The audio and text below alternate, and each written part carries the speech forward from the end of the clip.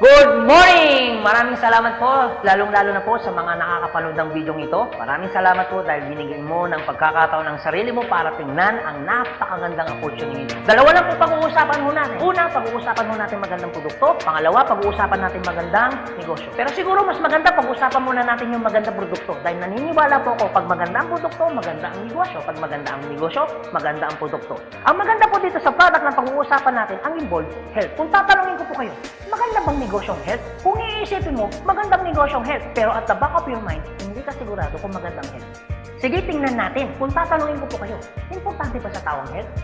O sobrang importante? Alam mo kung bakit ko tinanong yan? Simple. Pag tinanggal ko ang tao, may health. Pag tinanggal ko naman ang health, may tao. Ngayon uulitin ko, importante ba sa tao ang health? O sobrang importante? Kung sobrang importante sa tao ang health, anong ibig sabihin? Nagiging importante na rin sa tao ang business mo. Dahil ang business mo, health. Since tao po pag-uusapan mo natin, naniniwala po ba kayo na ang tao may katawan? Oo naman. Kung tatanungin ko po kayo, importante ba sa tao ang katawan o sobrang importante? Kung sobrang importante sa tao ang katawan, what if mapabayaan ng tao ang katawan? So ano nangyayari? Nagkakasakit. Pag nagkakasakit ang tao, anong ginagawa? Nagpapadoktor, nagpapacheck up, nagpapagamot. Kung nagpapagamot ang tao, anong binibili? Siyempre, gamot. Ang gamot, gastos hindi. Siyempre, gastos. Pag hindi mo ginasusan, anong mangyayari sa sakit? Siyempre, lalala. Pag lumala ang sakit, anong mangyayari sa katawan? Siyempre, manghihina. Pag nanghina ang katawan, akala ng iba, katawan lang ang nagkakaproblema. Pero hindi na alam, apektado ang trabaho. Pag apektado ang trabaho, apektado ang kita. Pag apektado ang kita, ang pinaka-naapektuhan sa lahat, yung pamilya. Ang pinakamalupit na naapektuhan pa sa tao, yung pangarap mo. Sabi daw nila, madali raw kitain ng pera pag masipag at matyaga. Opo, tama po, madaling kitain ng pera basta masipag, matyaga. Pero ito naman sasabihin ko sa'yo, the moment na magkasakit ka, madali rin ubusin ng sakit ang pera mo. Lagi ko po ito sinasabi, anin mo ang limpak-limpak mong salapi kung punong-puno ka naman ng sakit. At ang pinakamahirap po dyan, wala na nga pera, mahirap na nga, may sakit pa. Yun ang masakit. Since present ang sakit, ano ngayon ang gagawin mo para hindi magkasakit? Simple, wala ka ng choice. Uulitin ko, wala ka ng choice. Kailangan mo nang uminom ng food supplement. Alam kung bakit? Marami ng kumpanya ng tayo. Marami ng pharmaceutical ng tayo. At hindi naman nila i-inventoyin ang mga produktong yan kung hindi kailangan. Bakit? Kasi kailangan mo na talaga. Ngayon, pwede mo sabihin sa akin, teka lang Anthony, food supplement? Gastos yan eh. Opo, gastos nga ang food supplement. Pero ito naman sasabihin ko sa'yo, di bali nang gumastos ako, at least healthy naman ako. Bakit? Pag nagkakasakit ka ba, ano bang ininom mo? Di ba gamot? O tanong, gastos hindi. Di ba gastos? Kung ikaw tatanungin ko, anong gusto mo? Gumagastos ka na healthy ka? O gumagastos ka, may sakit ka?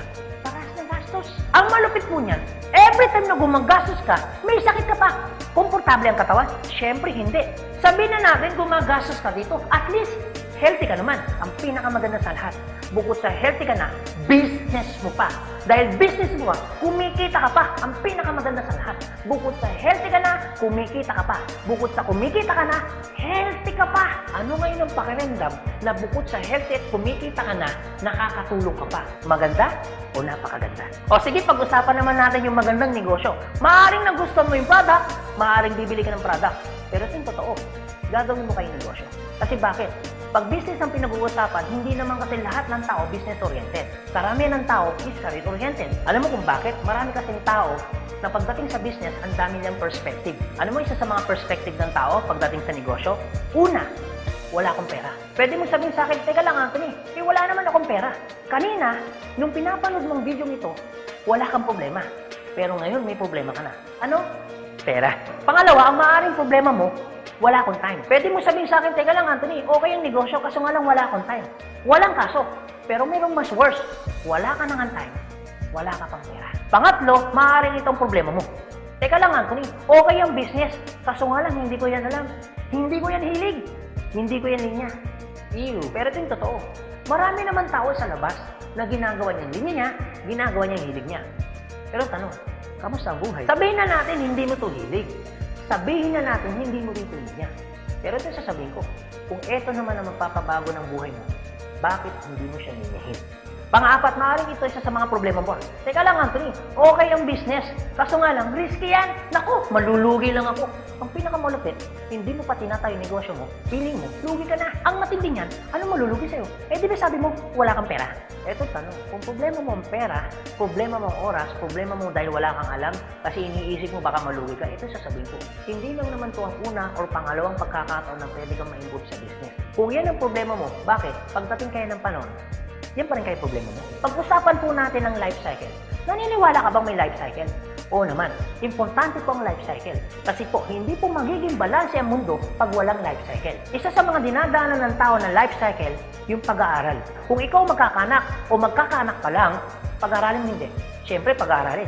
Kawawa naman yung bata pag hindi natuto, hindi marunong magsulat, hindi marunong magbasa. Pagkatapos mag-aral, anong susunod? Siyempre, gagraduate. Pagkatapos graduate, anong susunod?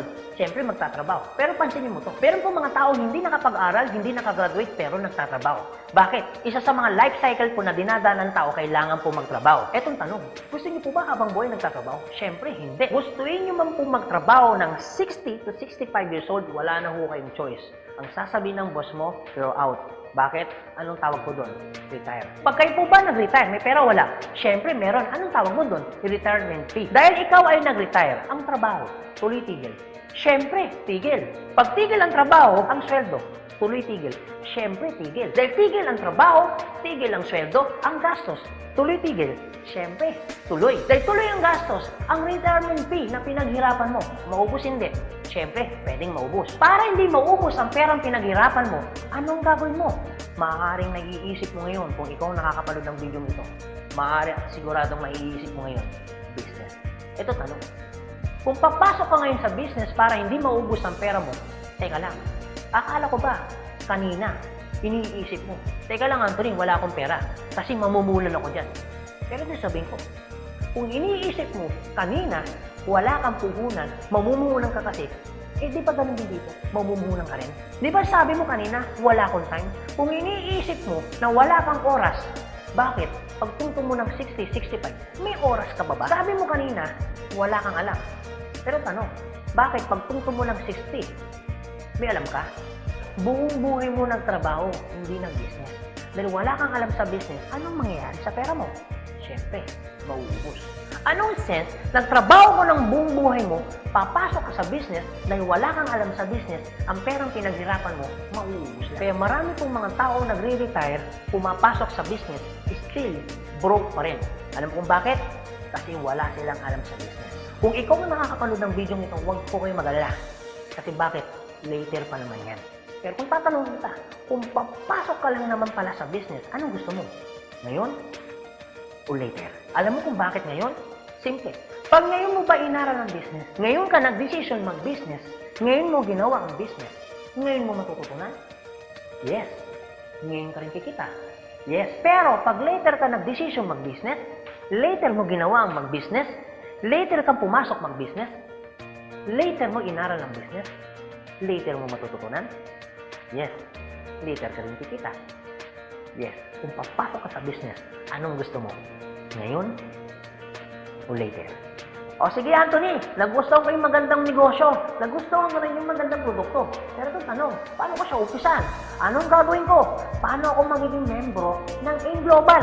Galito po kasi yan. Una po, kailangan niyo pong bumili ng global package. Tanong, magkano naman ang global package? Ang global package po ay 7,980 pesos. Pero teka lang Anthony, mukhang yata ang laki. Opo, malaki po siya kung gastos. Malaki din po siya kung wala kang pera. Pero teka lang, kung negosyo ang pag-uusapan natin, 7,980, malaki o maliit? Alam niyo po, sobrang liit lang po yan. Maaari pong malaki po ang 7,980 pesos kung hindi mo makikita yung value ng pera mo. So kung gusto ko po mangyari, ipakita ko po sa inyo kung ano yung value ng 7,980 pesos mo. Una, magkakaroon ka ng product na worth 6,000 pesos. Pangalawa, magkakaroon po kayo ng insurance. Meron po kami tinatawag na personal accident insurance na 200,000, unprovoked murder and assault na 50,000 pesos, 10,000 pesos medical reimbursement. Hindi lang yan, meron pa kami tinatawag na burial assistance na 10,000 pesos. Pangatlo, magkakaroon ka pa ng discount from 25% up to 50%. lifetime discount. Pang-apat, magkakaroon ka naman ng business kit, brochure, CD na kung saan magagamit mo sa pagninegosyo mo. Pang-lima, magkakaroon po kayo na tinatawag mo namin free medical check-up. CBC, urinalysis, fecalysis, chest x-ray, dental, lahat ng yan kasama po doon sa free medical check-up. Pang-anim, magkakaroon po kayo ng ATM, video at China Trust. I suggest po, kung ikaw ngayon ay nasa abroad, mas maganda pong kunin ninyo ang China Trust. Alam kung bakit? This is an international debit card na kung saan po mawi-withdraw ninyo ang pera ninyo na kahit saang bansa. Kung hindi naman po kayo mag-abroad, pwede po kayong kumuha ng BDO. At hindi lang yan, pang-pito, magkakaroon po kayo na tinatawag ho naming web page. So ano pong advantage ng web page ho natin? Magkakaroon ho kayo ng DTC, Distributor Tracking Center, na kung saan mamomonitor nyo lahat ng transaction na nangyayari po sa business ninyo. At hindi lang yan, ang pinakamaganda, yung pang-walo. Meron po kami tinatawag na scholarship program. So ibig sabihin, pag naging member ka ng AIM Global, automatic bibigyan ho namin kayo ng scholarship certificate. So ang maganda po doon, sa scholarship po natin, transferable. Ibig sabihin, kung ikaw yung member, siya hindi member, kahit hindi mo kakilala, pwede niyo po itong i-transfer. At hindi lang ho yan. Ang maganda po sa scholarship po natin, ito po ay wala pong expiration. Kung ngayon ka ng member, bukas o bukas makalawa o 2 to 3 years from now, saka mo palang ginamit yung scholarship po namin o yung certificate po namin, hindi po siya may expire. Pwede nyo pa rin siyang gamitin. So, ang maganda po dun sa scholar certificate po namin, wala ho tayong quota. No hidden agenda. Na pag yung bata po in-enroll mo na, hindi ho kayo obligado na gawin yung negosyo. Nasa sa inyo na lang po kung gagawin yung negosyo, hindi. Basta yung anak niyo po, tuloy-tuloy po yan sa pag-aaral. So, wala ho tayong hidden agenda, no quota. Kahit hindi ho kayo bumili ng product, kahit hindi ho kayo mag-imbita ng tao, kahit hindi nyo po ito gawin. No obligation, no commitment. No hidden agenda. Yan po yung kabuuan ng global package ho natin doon sa perang binitawan mo na 7,980 pesos. Ang tanong, maganda po ba o napakaganda? Sulit o sulit na sulit? Okay, sige, ganito Anthony. Nagustuhan ko yung magandang negosyo. Nagustuhan ko rin yung magandang produkto. Sige, mag-join na ako. Eto tanong, kung ako pa papasok na ngayon, gagawin ko na yung negosyo. Paano naman ako kikita? Ganito po yan. Una, kikita po kayo sa tinatawag naming retailing. Sa retailing naman po, from 25% up to 50% kikita ka. Kung hilig mong magbenta, aba, bagay na bagay ka dito. Kung hindi ka naman mahilig magbenta, wala din pong kaso. Pangalawa, eto po maganda. Meron po kaming tinatawag na binary income. Sa binary income, dalawa pwede niyo pong pagkakitaan. Una, pwede ho kayong kumita sa tinatawag namin direct referral bonus. Magkano direct referral bonus? 500 pesos. At pangalawa, pwede naman kayo kumita sa tinatawag namin match sales bonus o madalas ang tawag ho namin dyan, pairing bonus. Magkano naman ang pairing bonus? 1,500 pesos. O sige Anthony, mukhang maganda yung binary income na yan. Paano ka pa kikitain yung direct referral bonus na 500 at paano ka naman kikitain yung pairing bonus na 1,500? Okay, ganito po yan. Pag sinabi pong binary, dalawa po yan. It's either ilalagay mo sa kanan o ilalagay mo sa kaliwa. Ang trabaho mo, mag-imbita. Pag ikaw ngayon nag-imbita, at yung inimbita mo ay bumili ng global package, sabi na natin, dalawa yung inimbitahan mo. Yung isa, inimbitahan mo, nilagay mo sa kanan. Yung isa naman, inimbitahan mo, nilagay mo naman sa kaliwa. Pagbili ni A, automatic, meron kang tinatawag na direct referral. Pagbili naman ni B, automatic, may kikitain ka naman na direct referral na 500 pesos. At hindi lang yan, meron ka pang bonus. Pag may pumasok sa kanan mo at may pumasok sa kaliwa mo, automatic, magpipair po siya. Magkano pong pairing bonus? 1,500 pesos. Basta ang usapan po, every time may papasok sa kaliwa, every time may papasok sa kanan, automatic po, pairing 1,500. Sa tingin mo ba, si A, meron din bang kaliwa? Meron din kanan? Si B, meron din bang kaliwa? Meron din bang kanan? Sa tingin mo ba, ikaw pa ba ang nag-imbita dun sa inimbita ni A and B? Siyempre, hindi na. Eto maganda. Sa labas, no work, no pay. Pero sa amin, yung taong dilala ni A at ni B, automatic, kikita ka pa rin ng pairing bonus. Magkano pairing bonus? 1,500 pesos. Ibig sabihin, dalawa yung pumasok. Magkano po yun? So, ibig sabihin, kikita ka ng 3,000 pesos. No work, pero with pay. Sa tingin niyo po, pagdating po ng panahon, yung grupo po ni A, dadami? Yung grupo naman ni B, nadami? Oo naman. So tanong, may iwasan bang lumaki? Siyempre, hindi. Eh what if, Anthony, may pumasok isa? may pumasok isa, araw-araw. Anong ibig sabihin po niyan? Eh di ibig sabihin, araw-araw po, kikita ka ng 1.5. Eh paano kung ganito, Anthony? Dahil lumalaki po ang grupo, eh paano kung may pumasok 10 dito? Eh paano kung may pumasok dito 10 dito? Anong ibig sabihin yan? Eh di 10 po ng 1.5. So magkano yung 10 ng 1.5? Eh di 15,000. Eh paano kung araw-araw yan? Eh di ang ibig sabihin po yan, araw-araw po yan, 15,000, 15,000. Tuloy-tuloy po yan. Ang pinakamaganda niyan, yung 15,000 po ba? Malaki maliit? Siyempre malaki.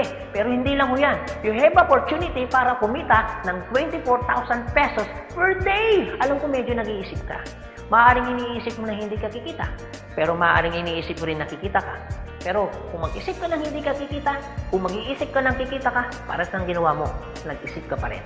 Pero kung mag-iisip ka lang naman, mas maganda lang pong nag-iisip ka, nakikita ka, kaysa naman nag-iisip na hindi ka kikita. Ito po masasabi ko sa inyo. Kung gusto mo ng pagbabago sa buhay, dapat may baguhin ka. Pero pag wala kang binago, walang mababago. Ang tanong, gusto mo ba ng pagbabago sa buhay? Siyempre, oo. Ang tanong, kailan mo uumpisahan ng pagbabago? So guys, maraming salamat po sa inyong lahat. God bless, and to God be the glory. See you at the top. Thank you.